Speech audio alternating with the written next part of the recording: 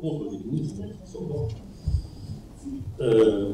Voilà, donc ce livre de Pascal s'appelle Les pompiers pyromanes.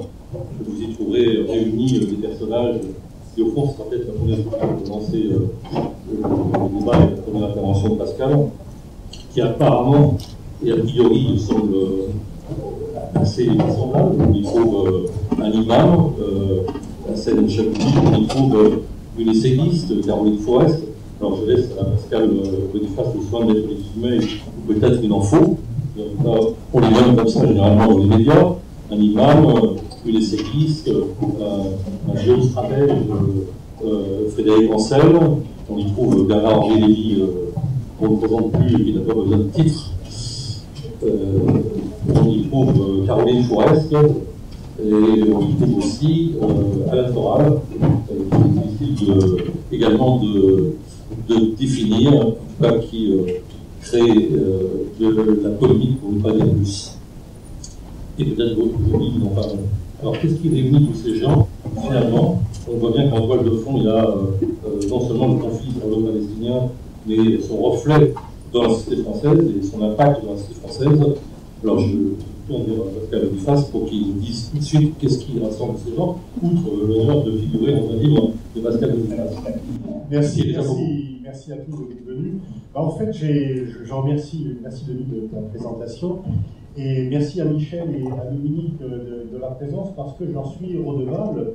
Dominique du titre, il n'est pas de moi, il est de Dominique, et dans un article qui malheureusement reste d'actualité. C'est un article que tu as publié, je crois, en 2003-2004. Il y avait deux papiers.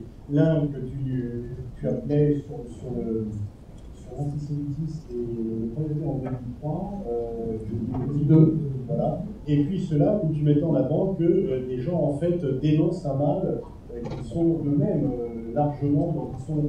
largement responsables. En tous les cas, ils dénoncent quelque chose dont ils participent au développement. Et Michel Blanca, dans son dernier livre, cite une très grande communicante, et c'est un peu le problème entre la communication et l'information, cette phrase quand même qui est marquante et qui aurait dû normalement scandaliser, mais qui n'a effrayé personne, mis à part toi et ceux qui l'ont lu, une très grande communicante qui disait « la vérité n'est pas mon sujet ». La vérité n'est pas mon sujet, donc on peut se fâcher de la vérité à partir du moment, et c'est donc toute la différence qu'il y a entre la recherche en sciences sociales, l'engagement et la communication, le mensonge, qui est là en appui des pouvoirs constitués et non pas en révolte contre cela. Alors Frédéric Aziza a récemment qualifié l'IRIS d'ONG engagée. L'IRIS est un centre de recherche, les gens qui y travaillent ne sont pas engagés par les temps de réflexion. Le conseil d'administration est divers, puisque je dirais qu'entre Hubert Védrine, Rosine Bachelot, Jacques Nard et Lan Haïchi, pour les goûts, c'est assez varié.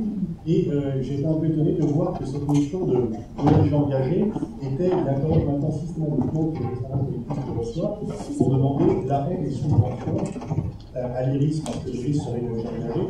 Donc j'imagine qu'il ne faut plus d'ONG engagée, et que seul les ONG non engagées pourraient éventuellement recevoir des subsides, mais je ne sais pas qui pourrait être déterminé, quelles sont les bonnes ONG et les mauvaises ONG. Ça existe en Israël, ça existe en Russie, ce n'est jamais bon signe que l'on veuille uniquement subventionner cela. Je ne pense pas, ceci étant, qu'il arrive assez. Ce livre a effectivement une histoire. J'avais fait il y a 3 ans un livre qui s'appelait Les intellectuels faussaires, j'essaie de démonter le mensonge. Une fois encore, il n'était pas question de s'opposer à des gens avec lesquels il y avait un désaccord. Le débat intellectuel, il est nécessaire, il est normal, il doit être ouvert, régulier. Ce qui me gênait beaucoup plus à l'époque, c'est effectivement, pour certains, la vérité n'est pas leur sujet, ils peuvent mentir en public et que, par ailleurs, ils continuent à être reçus. Et que la plupart des gens qui le reçoivent savent très bien qu'il y a un degré de vérité qui est particulièrement faible dans les propos publics, un degré de sincérité, mais néanmoins ils les reçoivent. Et j'avais qualifié Caroline Forest de serial menteuse. Il y a eu un épisode récent qui a montré dans l'émission N'est pas couché qu'elle pouvait mentir en public sans aucune vergogne, et ensuite être invitée dans les autres médias pour se plaindre, n'être plus invitée dans cette émission parce qu'elle avait menti en public et que Laurent Rouquier, après son être aperçu, c'était lui qui ne l'invitait plus pour avoir menti en direct. Et donc, on est un peu à front renversé puisqu'elle se plaint de ne plus être invitée parce qu'elle a menti. Alors que je n'ai pas souvenir que lorsque son ami Philippe Val avait viré Didier Porte et Stéphane Guillon de France Inter, elle avait protesté violemment. Didier Porte confirmait qu'elle avait cessé sa grève de la faim à l'heure du thé, et que donc il n'y avait pas vraiment, c'était un petit peu à armes inégales. Et là, on voit un système médiatique, et alors quand je dis système médiatique, il y a bien sûr des nuances à prendre, ce n'est pas global, etc. Mais ce qui me paraît dangereux, c'est qu'il y a des gens qui s'invitent entre eux, et ces pompiers pyromanes n'arrêtent pas, mis à part le cas d'Alain Soral, de s'auto-désigner comme le très courageux, comme très courageux. Chacun célèbre le courage de l'autre. Le courage, c'est quand même de baratiner en direct, de répéter quelques insanités, et surtout de monopoliser les médias, puisque à chaque fois que ces gens-là sortent une production, ils sont absolument omniprésents dans les médias. On a l'impression qu'il n'y a qu'une seule mosquée en France qui est située à Drancy, et les autres apparemment n'existent pas. Lorsque BHL sort un livre ou un film, il est absolument partout, dans tous les médias, et avec finalement une force physique qu'il faut saluer, parce que c'est un véritable marathon qu'il fait. Caroline Fourest, elle aussi, même lorsqu'elle a pris la main dans le pot de confiture, est quand même invitée partout. Et donc ils ont une omniprésence, bien que leur supercherie ait été démontée depuis longtemps. Et c'est là où je parle de pompiers pyromanes, parce que ces gens-là, généralement, dénoncent le populisme, dénoncent en fait le peuple, mais ils nourrissent ce populisme en donnant le sentiment de mépriser les gens et d'être dans une bulle protégée où, quoi qu'il se passe, on peut dire n'importe quoi. Caroline Fourest attaque beaucoup Marine Le Pen, elle a fait même un livre sur elle, mais finalement, Marine Le Pen n'a que repris l'argumentation centrale, une laïcité dévoyée, falsifiée, pour reprendre l'expression de Jean Laugeron, contre l'islam. Et finalement, ce programme a été repris par la suite. Mais en même temps, quand Caroline Fourest apparaît, elle ne peut que stimuler le vote en faveur de Marine Le Pen, parce que c'est une gauche complètement hors sol, qui n'a aucune racine sociale. BHL se dit comme de gauche, il n'a aucune racine sociale, il ne s'est jamais exprimé sur ces questions-là. Et en fait, ces gens renforcent l'extrême droite qu'ils disent par ailleurs dénoncer à chaque fois qu'ils parlent. La bonne nouvelle dans tout ça, elle est en même temps un peu inquiétante, c'est que ça ne marche plus aussi bien qu'avant. BHL peut être partout. Sa pièce a été un bide monumental, puisque dans les quelques photos que l'on voyait, la salle était absolument vide, mis à part 2-3 séances spéciales organisées, et que donc on voit quand même que le public ne suit plus autant que cela. Et qu'il y a cet écart, mais qui est dangereux pour la démocratie, entre des médias centraux qui dressent des louanges, qui chantent les mérites de ces gens, et un public qui finalement reste chez lui, n'y va pas. Et ça participe finalement à la désaffection du public pour la démocratie, à la désaffection des citoyens pour un débat libre et démocratique, et ça, finalement, nourrit un populisme que l'on dénonce par ailleurs. Donc c'est finalement un cercle vicieux où on s'érige en pare-feu contre un danger que l'on nourrit en même temps. Et là, il y a un couple un peu curieux, c'est le couple Soral-Aziza, qui fonctionne en fait. Ils s'invectivent mutuellement à longueur de journée, mais ce sont les deux faces d'une même pièce. Ce sont les deux faces d'une même pièce, puisque par son antisémitisme et ses dérives, Alain Soral a finalement construit une protection pour Aziza, qui lui-même renforce Soral en le dégommant et en lui déniant tout accès pour les médias, et en enracinant l'idée dans une partie de la population, ce qui est aussi dangereux, que Soral, loin d'être un antisémite, est en fait quelqu'un qui a été banni des médias. Quand Éric Nolot, par contre, fait un débat contre lui, il peut en démonter les contradictions, les erreurs, les approximations et les outrances, mais si on le laisse de côté, bien sûr, c'est beaucoup plus difficile.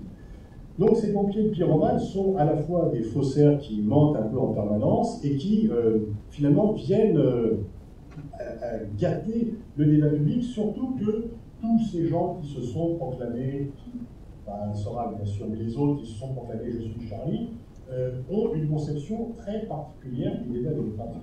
S'ils ne sont pas d'accord avec vous, ils ne vont pas démonter vos arguments. Moi, j'attends toujours que l'on démonte ce que j'avais écrit dans les intellectuels faussaires. Par contre, ils ont publié de façon anonyme un tissu de torchon anonyme qui a circulé, et j'en parle parce que je trouve qu'il fallait donner de la publicité finalement à cela. Et donc voilà la façon dont il conçoit le débat. On ne va pas contredire quelqu'un, on va plutôt calomnier, déformer les propos. Si vous critiquez Netanyahou, vous êtes forcément du Hamas. Il n'y a pas, si vous manifestez contre la guerre du Gaza, c'est que vous êtes pour l'extermination des Juifs. Ça paraît outrancier. Mais il y a quand même, et j'ai de nombreuses citations là-dessus, il y a quand même des gens qui ont été racontés cela, qui sont dans le livre, qui bien sûr viennent aiguiser les sentiments les plus malsains qui peuvent exister dans la société française.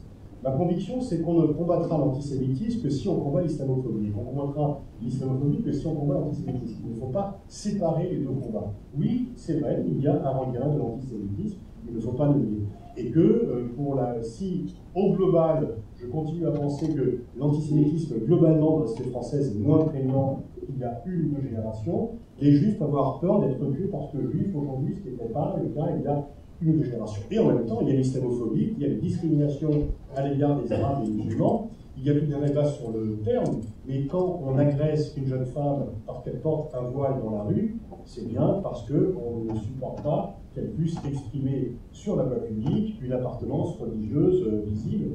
Et cette jeune femme a par ailleurs perdu l'enfant qu'elle portait, ce qui me paraît être quand même le fait particulièrement grave. Donc, bien sûr, il y a des facteurs d'encouragement, les réactions du public, multiples initiatives qui sont prises un peu partout, le fait que finalement, contrairement à la situation qui existait il y a une ou deux générations, il y a de plus en plus d'ingénieurs, de médecins, d'avocats arabes ou musulmans, que donc d'un certain côté, finalement, le système marche, et en même temps, il y a aussi des discours d'exclusion et surtout des méthodes. Vouloir interdire de parole quelqu'un ne me paraît pas être compatible avec le débat démocratique.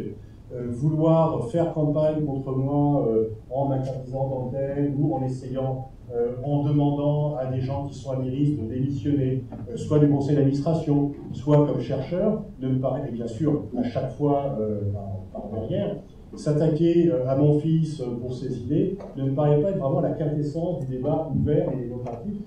Et je pense que ces méthodes particulièrement ignobles qui ont été employées et que je dénonce disqualifient ceux qui les emploient, qui ne devraient pas pouvoir se réclamer du terme de journaliste ou de géopolitologue ou d'universitaire, parce que lorsqu'on est journaliste, on dit publiquement ce qu'on reproche aux gens, on ne se protège pas par l'anonymat et on ne déforme pas les propos de quelqu'un, on veut le mettre en accusation.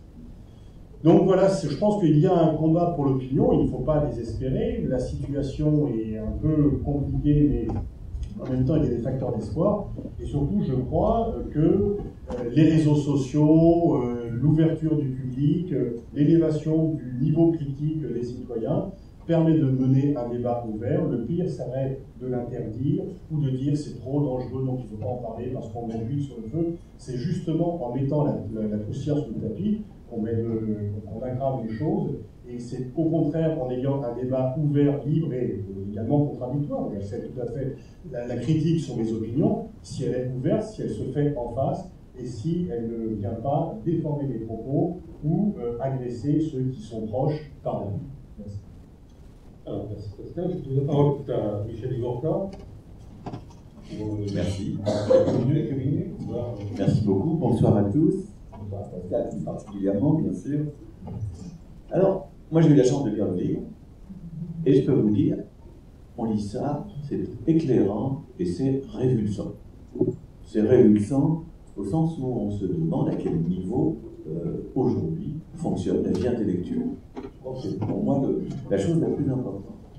Et je me suis dit, on a souvent discuté, Pascal Boniface et moi-même, donc il ne va pas être surpris de ce que je vais vous dire, je me suis dit finalement, face à cet univers qu'il évoque, qu'il décrit, qu'il analyse, on peut avoir deux attitudes respectables. Il y en a peut-être d'autres, mais il y en a au moins deux. Il y a celle qui est plutôt la mienne, peut-être par tempérament, et la sienne. Alors moi, la mienne, je vais vous dire, je sors en ce moment un livre, j'ai consacré 6 ou 7 lignes à ce genre de personnage, en tout. Et puis, mais pourtant, je m'intéresse au même genre de questions que ça. Donc la première attitude, c'est de dire, on va tout ça, bon, c'est pas mon univers, c'est pas mon monde, c'est des gens, vraiment, je n'ai pas envie de discuter avec eux, ils n'ont pas envie de discuter avec moi, il n'y a pas de débat, de le redire. On n'est pas sur le même registre, laissons-les là où ils sont. Ça peut sembler peut-être un peu prétentieux, un peu élitiste, et puis surtout, mon attitude, j'en ai tout à fait conscience, me coupe du débat public. Si je ne veux pas discuter avec des gens qui sont au cœur du débat public, je me coupe d'une partie de ce débat. Et puis la deuxième attitude, c'est celle de Pascal Boniface, qui dit, moi, je plonge, je vais au milieu de, comment dirais-je, des ordures, enfin je ne sais pas comment dire, je vais au milieu de tout ça, et j'essaie de regarder, de faire le tri, de comprendre, de voir qui fait quoi, qui dit quoi, que cet univers qu'il décrit, de médiocre, de mensonger, et il fait un vrai travail de recherche, puisque ces gens-là occupent un terrain où ils se définissent avant tout par leur présence, un terrain médiatique, le terrain des réseaux sociaux et des médias, et bien, il étudie ce qu'ils disent dans les médias et les réseaux sociaux. Il ne fait pas une enquête en dehors de ce que disent ces gens. Et donc pour moi, c'est du bon boulot de chercheur. C'est du bon boulot de chercheur. Alors, à partir de là, si je peux présenter quelques remarques, quelques idées, je dois dire ceci. Une question que je me pose, c'est comment est-ce qu'on a pu en arriver là? Comment se fait-il que dans le pays de Jean-Paul Sartre et de Raymond Aron, je prends exprès des personnages extrêmement différents, comment se fait-il que dans un pays comme le nôtre, la vie intellectuelle semble à ce point se concentrer sur ce genre d'affaires et sur ce genre de personnages? Et mon interprétation, je la livre trop rapidement, bien sûr, c'est ceci. Je pense que notre pays est emporté actuellement dans une crise qui est à la fois, pas seulement économique, financière, sociale, qui est aussi une crise politique et médiatique. Que le couple que moi je trouve obscène, que forment non pas tous les journalistes, non pas tous les médias, mais enfin disons ce qui fait le cœur des choses, le couple obscène que forment certains médias et le système politique aujourd'hui, ce couple obscène est en crise, et que cette crise concerne aussi un troisième acteur, les intellectuels. Qu'il faut vraiment réfléchir à l'ensemble du paysage que constituent tous ces acteurs, cette connivence, cette vie médiatique. Je suis très content que Pascal ait évoqué ce personnage qui m'a semblé stupéfiant, c'est le grand communicant qui dit « la vérité n'est pas mon sujet ». Eh bien, on est dans un univers qui est l'univers de cette personne, elle a raison. On est dans ce monde de la com. On est dans ce monde obscène où les politiques dictent aux médias ce qu'il va falloir dire à un moment ou à une autre, d'une façon ou d'une autre, tandis que bien des gens sont au spectacle devant tout ça. Et alors, ça, c'est vraiment pour moi le cœur du problème. Il faut expliquer ce que Pascal Boniface vient de nous faire toucher du doigt avec façon éclatante. Pour moi, c'est le débat que je souhaiterais qu'on puisse construire à partir de son travail. Alors, je voudrais ajouter une autre remarque. Ces personnages qu'il décrypte, qu'il étudie, il nous dit d'une certaine façon, c'est des menteurs, des faussaires, c'est des pyromanes, et ce sont des gens qui sont du côté de l'idéologie.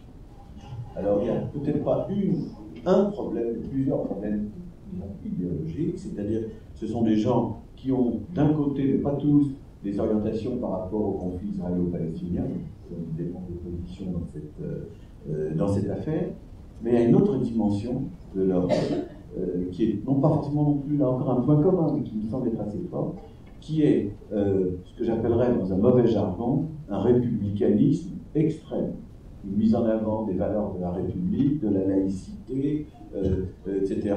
Des positions extrêmement dures qui permettent de s'en prendre non seulement à l'islamisme, mais aussi à l'islam. Et donc, je pense qu'il n'y a pas simplement des idéologues qui défendent une opinion qui est très contestée en Israël même. Tous les Israéliens ne sont pas du tout sur la ligne que ces gens-là peuvent incarner, certains d'entre eux en tout cas, mais aussi que pour le débat sur la laïcité, la religion, etc., il y a quelque chose qui n'est pas simplement le conflit israélo-palestinien. En tout cas, ils sont là, me semble-t-il, et la question qui se pose, c'est, je reviens à mon point initial, je vais terminer là-dessus, comment est-ce que l'on peut agir face à tout ceci? Alors moi, ma position, elle est qu'il faut que des gens comme Pascal fassent ce qu'il a fait, et que d'autres, dont lui-même aussi, dans d'autres occasions, à d'autres égards, qu'il faut, contre ça, avant tout, rappeler l'importance du sérieux, de la vérité, l'importance du sérieux, de la vérité et des connaissances. Car tous ces, j'ai lu avec passion aussi pour une autre raison, tous ces gens-là parlent sans connaître grand-chose. Ils savent ce qu'un tel a dit, ce qu'une telle a dit. Mais en fait, ils n'ont aucune, la plupart du temps, aucune connaissance du terrain.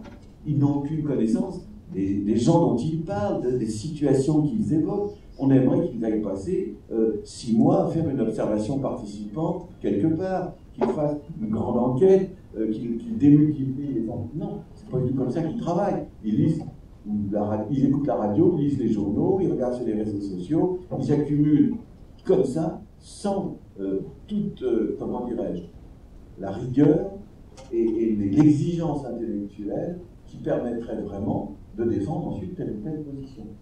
On voudrait ajouter ceci, c'est pas simplement qu'ils sont pompiers ou pyromanes, je trouve que ce qui est décrit dans ce livre, alors peut-être qu'ensuite, Pascal lui-même a peut-être un peu exagéré, je ne pas du tout, je ne suis pas capable de tout apprécier point par point, bien sûr. Mais enfin, quand même, ce qui ressort de tout ça, c'est un sentiment de légèreté, de vie intellectuelle qui se construit sur la base d'opinions et non pas de connaissances solides, établies, qui mériteraient certaines discussions, enfin qui reposeraient sur un peu plus que oui, comme ça, des idées et quelques citations ou autres, et des façons de travailler qui sont, me semble-t-il, le contraire de ce que, en particulier, essayent de faire les sciences sociales ou les sciences politiques lorsqu'elles sont sérieuses. Voilà un peu ce que je voulais dire après avoir lu ce travail. Merci, M. Lorca. Je crois que ce sont des imposteurs, en quelque sorte, à certains égards, par rapport à leur prétention à apparaître comme sachant, souvent, un savoir très superficiel.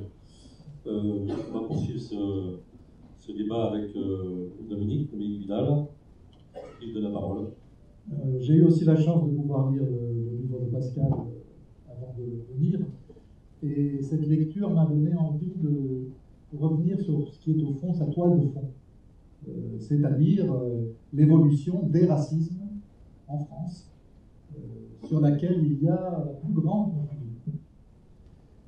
C'est dire l'intérêt renouvelé chaque année du rapport de la Commission nationale consultative des droits de l'homme, qui a l'avantage d'utiliser tous les éléments, c'est-à-dire à la fois les enquêtes d'opinion, répétées chaque année, ce qui permet de les suivre, et les statistiques sur les violences et les menaces racistes.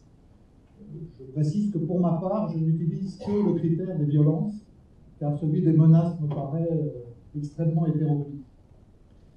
Ce qui a changé, alors, pour commencer par l'islamophobie, qui est reconnue comme telle par le rapport de la Commission nationale consultative des droits de l'homme depuis l'an dernier, avec une justification solide du point de vue de l'analyse, c'est la diffusion massive dans la société française des préjugés anti-musulmans.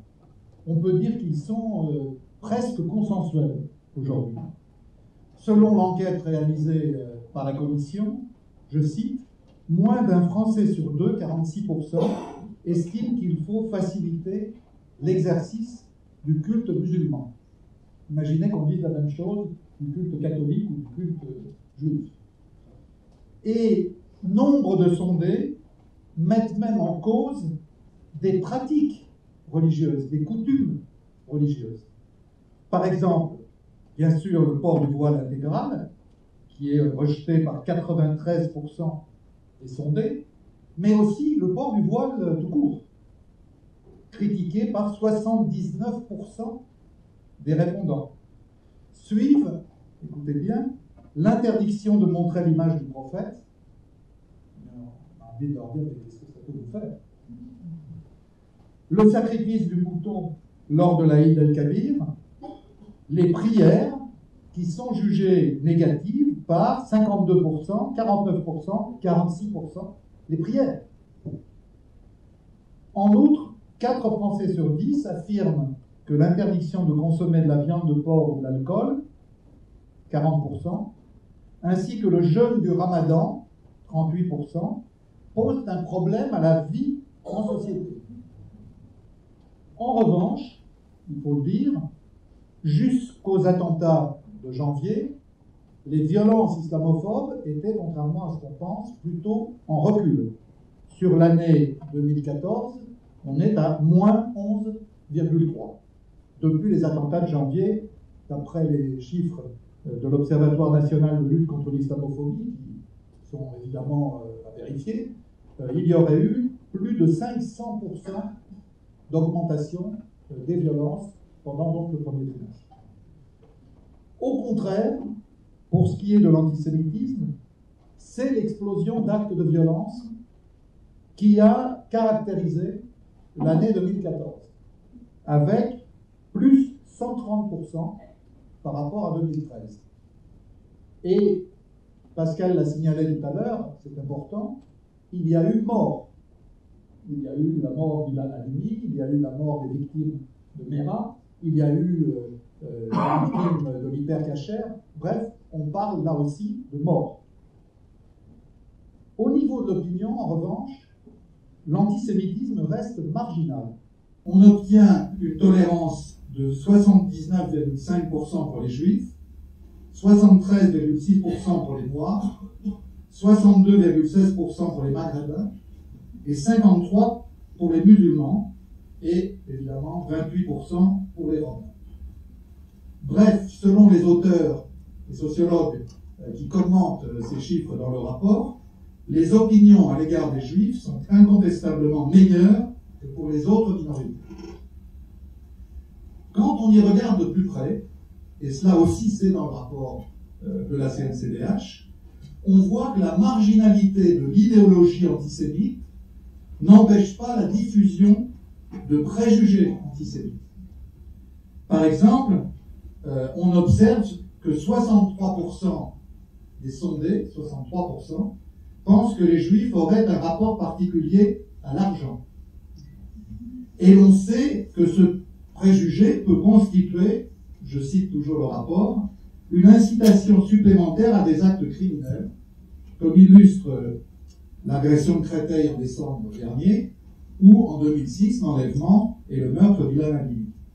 Autre stéréotype, l'idée que les juifs ont trop de pouvoir. Il y a 37% de sondés qui font leur ce préjugé hérité du fameux faux du protocole des sages de Sion.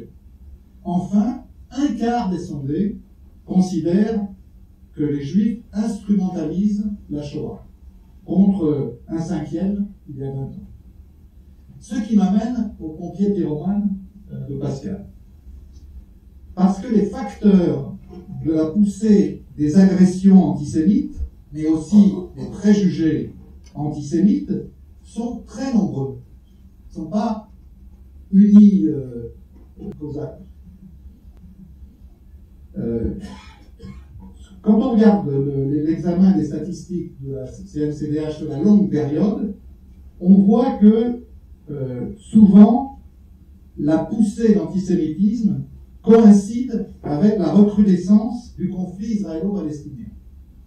C'était vrai de la première grande flambée au début des années 2000, comme c'est vrai de celle qu'on a constatée au moment de la guerre de Gaza. Il est évident que les images très nombreuses cet été des pertes humaines et des destructions commises par l'armée israélienne expliquent sans doute certains réflexes judéophobes. Mais vous me direz, à juste titre, en quoi les Juifs français sont-ils responsables de ce que fait Israël contre les Palestiniens? C'est là que le CRIF et ses intellectuels organiques doivent mesurer leur responsabilité. Quand, par exemple, ils défendent inconditionnellement, pour certains d'entre eux, et pour le CRIF en tout cas, la politique d'Israël, ils alimentent, qu'ils le veuillent ou non, l'amalgame entre juifs français et israéliens. Quand ils obtiennent, comme en juillet dernier, un alignement marqué de l'exécutif de Paris sur celui de Tel Aviv, ils accréditent le mythe d'un lobby juif puissant. De même, quand de nombreux médias donnent une vision biaisée du conflit et de ses répercussions en France. Sans oublier l'image de la double allégeance des juifs français que 56% des sondés partagent. Tout cela contribue aux pires caricatures. Par exemple, quand les indigènes de la République parlent, c'est leur nouveau thème, de philosémitisme d'État. Je veux le dire avec beaucoup de mesure, mais très nettement, nous avons atteint, avec le retour de Roger Kuckerman à la présidence du CRIF, un seuil dangereux de ce mélange des genres. Et j'en veux pour preuve, je conclurai là-dessus, la récente lettre que Kuckerman a adressée au ministre des Affaires étrangères, Laurent Fabius.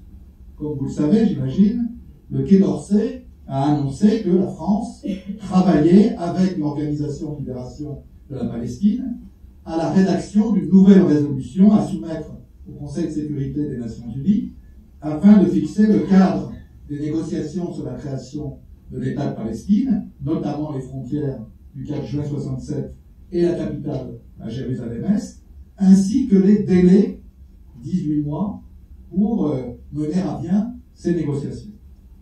Voilà la réaction que cette démarche a valu à Laurent Fabius de la part de Roger Kuckerman. Je le cite, c'est intégral. Je souhaite attirer à nouveau votre attention sur les réactions très négatives que suscitent parmi les associations membres du CRIF les positions adoptées par la France tant au Conseil de sécurité qu'à l'UNESCO vis-à-vis du conflit israélo-palestinien. Certaines de nos associations ont le statut d'ONG auprès de l'UNESCO, alors que les États-Unis, la Grande-Bretagne, l'Allemagne et le Japon s'opposent ou s'abstiennent aux résolutions hostiles à Israël, la France est la seule grande puissance démocratique à voter en faveur de ces résolutions. De plus, un terroriste comme Salah Hamouri a été reçu au ministère des Affaires étrangères. Cette attitude va à l'encontre du climat amical créé au moment de la visite du président Hollande en Israël et à Ramallah.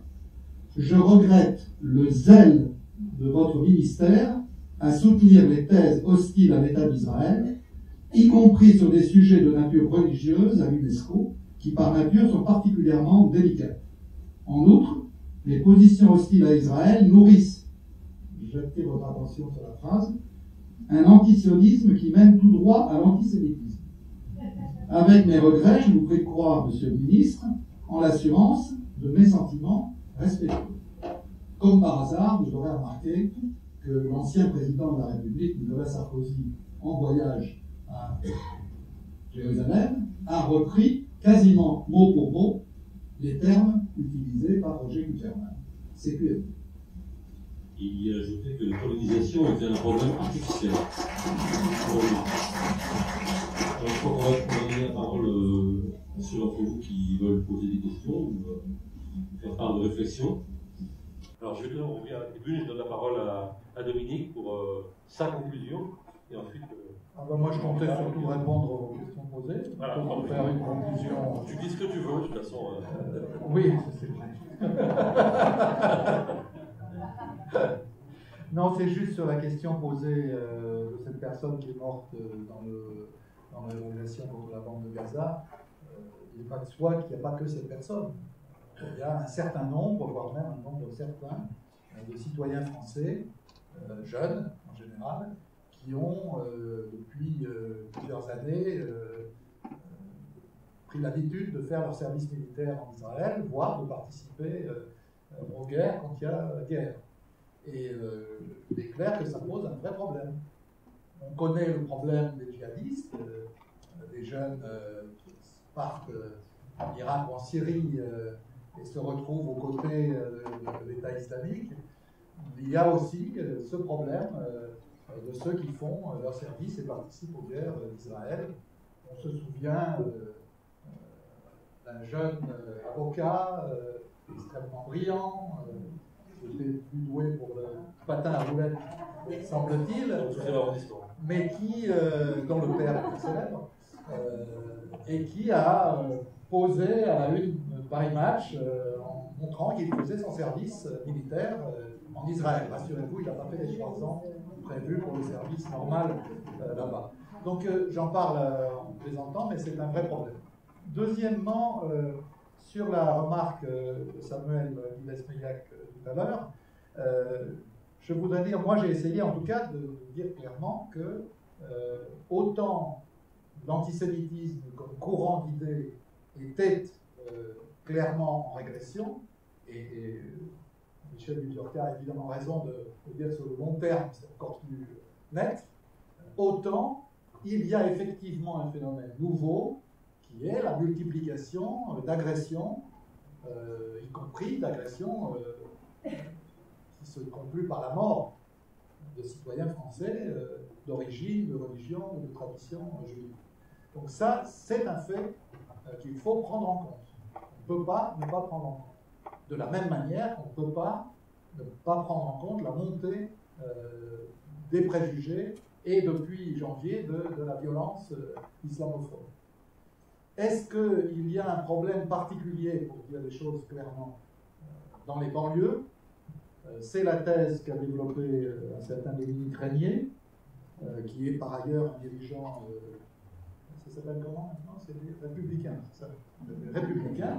Enfin, lui, il était dirigeant de l'UNP, je ne sais pas s'il a réadhéré au nouveau parti.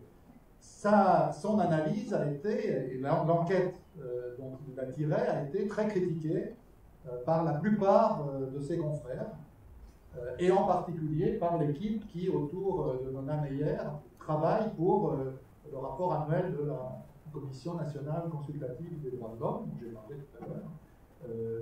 Le rapport, lui, dit que, alors que Dominique Régnier disait que les musulmans, ou la communauté musulmane, disait-il, est un des groupes où l'antisémitisme est le plus virulent, le rapport de la CNCDH dit l'inverse. Il dit, d'après tout le matériel sociologique dont on dispose, c'est dans la communauté musulmane le même niveau d'antisémitisme qu'ailleurs. Il n'y a pas de différence notable. Moi, je n'ai pas de remarque à faire dans ce débat, sauf une chose, c'est ce qu'a dit monsieur. À mon avis, le terme de communauté n'a absolument aucun sens du point de vue de la sociologie de la société française. Évidemment pas la communauté juive, parce qu'alors il faudrait rentrer dans une complexité historique très, très, très difficile à analyser, avec la branche historiquement implantée ashkénaze qui était là depuis très longtemps, depuis des siècles en France, les Juifs d'Afrique du Nord qui sont venus avec la fin de la colonisation. Bref, on est dans une réalité très complexe. Et quand le CRIF parle au nom des Juifs de France, chacun sait qu'il n'en représente au plus qu'un 8e, un 9e, un 10e selon les chiffres. Donc il faut, je crois, bien le mesurer. De la même manière, parler des musulmans en France comme une communauté, il suffit de connaître un tout petit peu la réalité des Français d'origine maghrébine ou d'origine turque, parce qu'il y a aussi cette branche-là, pour savoir que c'est un islam très divers, nationalement, religieusement, à tout point de vue. Donc je pense que c'est le terme de communauté qui piège un certain nombre de débats sociologiques ou politiques sur lesquels il est important d'aller plus au fond. Quelques mots. Bon, d'abord, en ce qui concerne Éric Zemmour, mais je vais aller très, très vite, parce que ce n'est pas nécessaire de beaucoup en parler. C'est certainement quelqu'un qui a une certaine culture, mais je peux vous dire, pour avoir eu l'honneur d'une tribune de sa part à mon égard récemment dans le Figaro, que sur certains sujets, au moins, que je connais, il dit n'importe quoi. Sur les sciences sociales, il est dans l'ignorance totale, mais totale, de ce qu'elles sont aujourd'hui. Donc, voilà. Je pense que c'est nécessaire d'en parler plus. Deuxièmement, je voudrais dire très très vite que sur le thème des mots que nous utilisons, on vient de dire le mot communauté. Mais je crois qu'il faudrait être attentif à tous les mots que nous utilisons. Et je voudrais ajouter le mot République. Aujourd'hui, tout le monde est républicain. J'évoquais tout à l'heure la guerre des deux France, on était quand même républicain ou pas. Mais aujourd'hui, de l'extrême droite à l'extrême gauche, il n'y a plus que des républicains. Et c'est peut-être pas tout à fait la même chose selon les uns et selon les autres. Et donc, là encore, nous devons être attentifs au vocabulaire qui est le nôtre et donner un sens le plus précis possible aux mots que nous utilisons.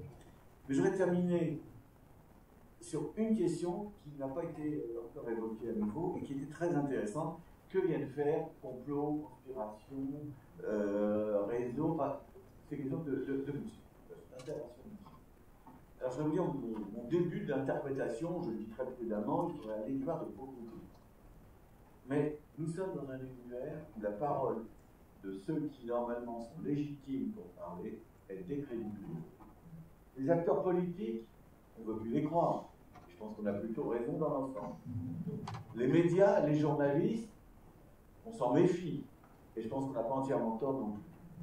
Les enseignants, mais il suffit que j'ai ma tablette, mon téléphone en classe et j'en sais plus que l'enseignant qui cherche le nom de la capitale du Malawi ou de sais-je. Parce que, bon. Et donc la parole des enseignants et le statut même des enseignants est décrédibilisé, délégitimé. Et donc dans un monde où les garants légitimes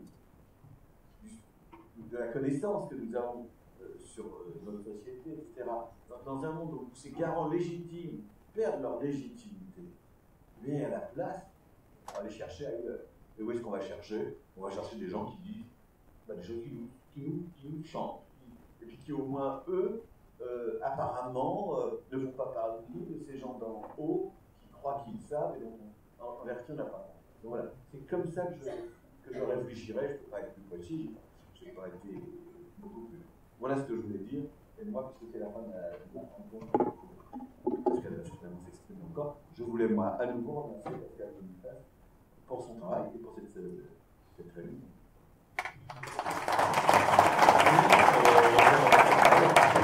J'ai été interpellé directement. Vous étiez là depuis le début de la réunion. D'accord. Alors, comment se fait-il que lorsque Dominique Vidal dit quelque chose, vous l'entendez, et quand je dis la même chose, vous ne l'entendez pas? Parce que... est-ce que vous pouvez, en intellectuel intègre, répondre à la question? Je vais y répondre. Je vais y répondre. Est-ce que vous avez des voix des... Non, mais... Alors, vous dites que le tableau n'est pas contradictoire. Je ne savais pas, parce que oui, je connais Michel depuis longtemps, Dominique. Effectivement, ce n'était pas un débat violemment contradictoire, je le concède. Je demande des débats à cela depuis longtemps, il le refuse, ce n'est pas mal. Si je peux juste m'exprimer, monsieur, si ça ne vous dérange pas trop, je voulais répondre à votre question avec votre permission. J'ai dit exactement au début qu'il y avait un antisémitisme global moins puissant dans la société, mais qu'en même temps, les juifs risquaient leur vie parce qu'ils sont juifs. Et qu'il y avait des secteurs de la société où l'antisémitisme était développé. Je pense que vous êtes témoin que ce sont été mes propos qui ne sont pas si éloignés de ce que Dominique a dit. Donc, oui, j'ai des doutes et je n'ai pas des certitudes à front de taureau. Et par contre, pour poursuivre ce que tu as dit, quand on regarde dans les secteurs vraiment antisémites, les secteurs sorabiens, etc., c'est effectivement un public bigarré. C'est-à-dire qu'il n'y a pas que des noirs et des musulmans comme certains nous le disent. Il y a vraiment une représentation de certains quartiers populaires mélangés et pas du tout ethniquement homogènes. Donc voilà, je ne sais pas si ça satisfait votre question, mais en tous les cas, je le répète, puisque je l'ai dit au début, je ne nie pas l'antisémitisme, si c'est là votre question. Et je ne nie pas l'idée de l'antisémitisme en France. Je pense qu'il est fort heureusement moins puissant qu'il y a 2 générations, que la rumeur d'Orléans ne serait plus possible aujourd'hui, par exemple, et c'était quand même pas si longtemps, sans parler effectivement de l'affaire Dreyfus. Je pense effectivement que les préjugés anti-musulmans sont plus puissants que les préjugés antisémites. Et juifs peuvent espérer son Donc voilà. Et je finirai par ce qu'a dit Michel Yanka. Pourquoi dans les médias cela va? C'est pas un complot, non, c'est pas. Il y a une part effet perroquet, quelqu'un est passé là, donc on le reprend. Je crois qu'en fait, on a à choisir entre le complot et l'incompétence, il ne faut jamais oublier l'incompétence, qui est quand même un facteur puissant. Il y a des gens qui sont connus pour être connus, et donc on n'écoute pas trop les paroles, on entend la musique, et on est fait pour nous, et et c'est un système qui, avec une publicité personnelle, etc. Mais sur ce qui a été dit sur le facteur d'espoir, je ne pense pas, monsieur, qu'il y ait des gens qui parlent de haut maintenant à des gens qui sont en bas de l'économie. Ça, c'est plus vrai. C'est de moins en moins vrai parce que chaque individu est à la fois récepteur et émetteur d'informations. Que donc il y a une circulation et qu'il y a une qualité négative, mais le fait que le prof qui parfois aussi disait n'importe quoi ne soit pas contesté, effectivement, quand les profs, il faut faire gaffe à ce qu'on raconte, parce que les étudiants ou les élèves n'acceptent plus et que la légitimité, il faut la gagner. Elle n'est plus accordée par un statut. La légitimité, elle se fait par le respect au quotidien. Si tu dis la vérité, si tu admets avoir d'être bourré, etc., tes étudiants te respectent et je pense que c'est ton cas, Michel, j'en suis certain. Donc, en tous les cas, je pense qu'on n'est plus dans un sentiment de vraiment, enfin dans un phénomène, je veux dire, où il y a une parole du haut et des gens en bas qui écoutent de façon recueillie la parole du grand maître.